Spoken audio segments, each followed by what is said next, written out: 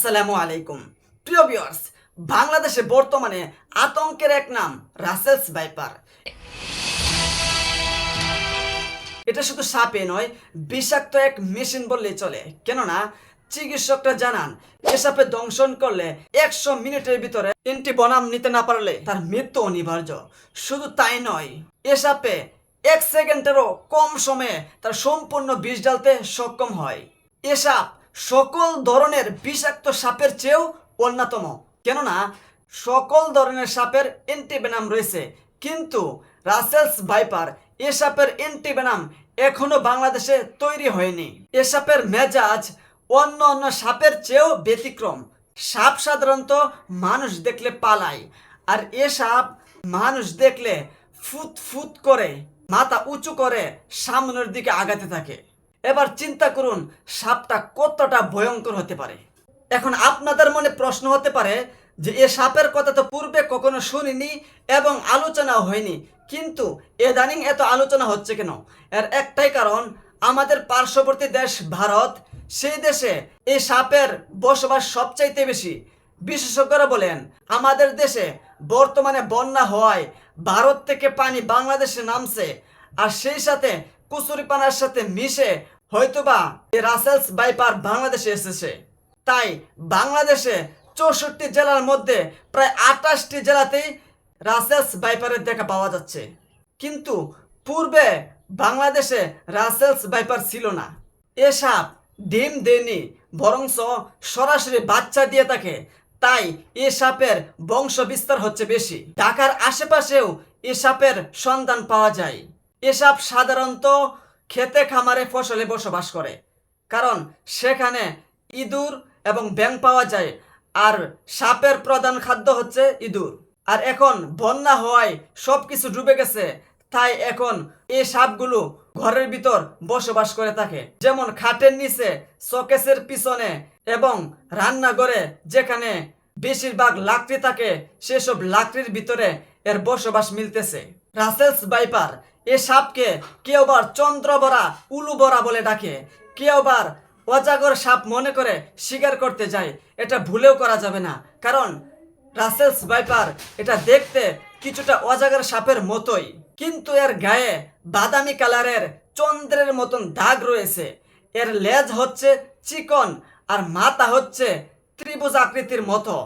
সে যখন মানুষের আউট পায় তখন ফুট ফুট করে আওয়াজ করে। আমি স্ক্রিনে দেখাচ্ছি, সাপটাকে ভালো করে চিনে রাখুন। কেউ যদি এই সাপটাকে দেখতে পান তাহলে এই সাপটাকে মেরে ফেলবেন, আর যদি মারতে না পারেন তাহলে আমার স্ক্রিনে দেওয়া নাম্বারে যোগাযোগ করবেন, কারণ তারা সারা বাংলাদেশে সাপ ধরে থাকে। তাদের লোক সারা বাংলাদেশে লাগানো আছে। তারা এসব বিষাক্ত সাপ ধরে তারা ওষুধ তৈরি করে থাকে। তাই কেউ যদি এসব সাপ দেখতে পান তাহলে স্ক্রিনে দেওয়া নাম্বারে যোগাযোগ করবেন। এখন কথা হচ্ছে এই সাপ থেকে বাঁচার উপায় কি? বিশেষজ্ঞরা বলেন যারা খেতে খামারে কাজ করবে তারা যেন হ্যান্ডগ্লাস, পায়ে বুট, জিন্সের প্যান্ট অথবা ট্রাউজার পরে কাজে যায়, এবং কাজের পূর্বে একটা লম্বা লাঠি দিয়ে ফসল ক্ষেতটাকে আগে নাড়া দেয়, যাতে করে সেখানে রাসেলস ভাইপার যদি থেকে থাকে তাহলে সে ফুট ফুট করে আওয়াজ করবে, আর সেই আওয়াজে আপনি সেখান থেকে আপনার নিরাপত্তায় জায়গা চলে যাবেন। এখন ঘটনাক্রমে যদি রাসেলস ভাইপার কামড় দিয়ে দেয় তাহলে কি করব? আমরা সাধারণত অন্যান্য সাপ কামড় দিলে যে স্থানে কামড় দেয় সেই স্থানে মুখ লাগিয়ে আমরা চুষতে থাকি, যাতে করে বিষটা বের হয়ে যায়। এটা কোনোভাবেই করা যাবে না, কারণ রাসেলস ভাইপার অন্যান্য সাপের মতো নয়, অন্যান্য সাপ থেকে সম্পূর্ণরূপে আলাদা। তাই এরকমটা করা যাবে না। যে স্থানে কামড় দিবে সেই স্থানে কাটাছেঁড়া কিছুই করা যাবে না, এবং স্বাভাবিক অবস্থায় একটি বাঁধ দিয়ে রাখবো। অন্য অন্য সাপের মতন জুড়ে বাঁধ দিলে হবে না, এবং যে স্থানে কামড় দিবে সেই স্থান বেশি লাড়াচাড়া করা যাবে না, স্বাভাবিক অবস্থায় রাখতে হবে। কেননা রাসেলস ভাইপার দংশন করলে সেই মানুষটা রক্ত জমাট হয়ে যায় এবং কিডনি নষ্ট হয়ে যায়। তাছাড়া তার প্রস্রাব নালী বন্ধ হয়ে যায়, এবং যে স্থানে কামড় দিয়েছে সেই স্থান অঙ্গহীন হওয়ার সম্ভাবনা থাকে বেশি। তাই এই ইনফরমেশনগুলো অবশ্যই আপনার ফলো করতে হবে, এবং অতি দ্রুত গতিতে তাকে হাসপাতাল নিয়ে যেতে হবে। কোনোভাবেই ওঝার কাছে গিয়ে সময় নষ্ট করা যাবে না।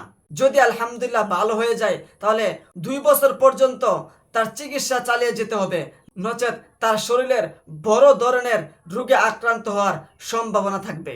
আশা করছি সকলকে বোঝাতে পেরেছি। এই ভিডিওটা সর্বোচ্চ শেয়ার করে সবাইকে জানিয়ে দিন, এবং যারা সাবস্ক্রাইব করেননি প্লিজ এখনই আমাদের নিত্য নতুন ভিডিও পেতে চ্যানেলটা সাবস্ক্রাইব করে আমাদের সাথেই থাকুন। দেখা হবে পরবর্তী ভিডিওতে। সেই পর্যন্ত সকলেই ভালো থাকুন। আসসালামু আলাইকুম ওয়া রাহমাতুল্লাহি ওয়া বারাকাতুহু।